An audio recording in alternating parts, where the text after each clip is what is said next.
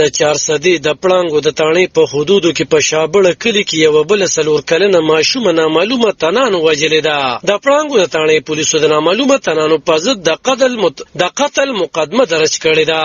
په درج کړې شوې مقدمه کې د وجلې شوې ماشومې پیژنګلي د مریم په نوم شوې ده. د دې پلار عبید الله وایي چې هیڅ چا سره بدی نشته او دوی سره ظلم شوی دی، باید چې دوی ته د انصاف ورکړي شي. دا خو د قمازیګر کې غیبه شوی ماښام کې که نه، نو موږ پسې بیا دا کورونه مورونه مو لټول، د جوماتونو کې اعلانونه موږ وکړو، نو پیدا نه شورې.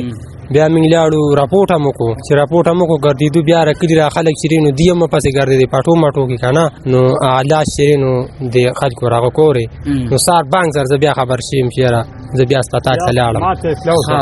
نو هېڅ تنازع د ما چا سره هم نشته په شابړه کې، او ظلم را سره ته. نو زما خو دا مطالبه را چې زه یم چې ماښامه پورې ما دا مجرم پیدا کړي او ساریا مې پرې چوک کې پانسي کې ټول عوام په مخ کې چې بل سړی داسې کار ونه کړي او نه بل سړی داسې ظلم وکړي. اورې د پولیسو لخوا په دې پیښه لاسدریز نه دی ورکړی شوی، خو د معلوماتو تر مخه یو تن پکې نیولې شوی دی چې پلټنې ترې شروع دي. دغلته د کلي خلک وایي چې اغېزمنه کورنۍ بېوزله ده او باید چې دوی ته د انصاف ورکړی شي.